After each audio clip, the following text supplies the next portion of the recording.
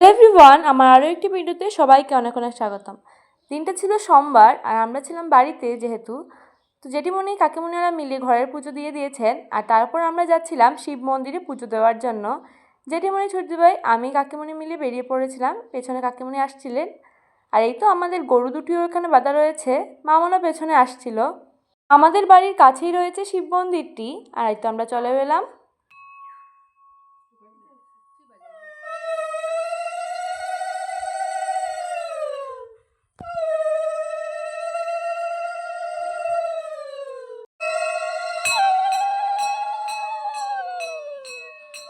জেঠিমণি কাকিমণি মিলে পুজো দিচ্ছিলেন।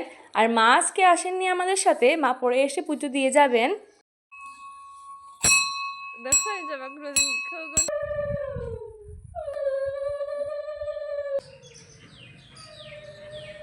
আমি আর ছোট ভাই মিলেও পুজো দিয়ে দিলাম।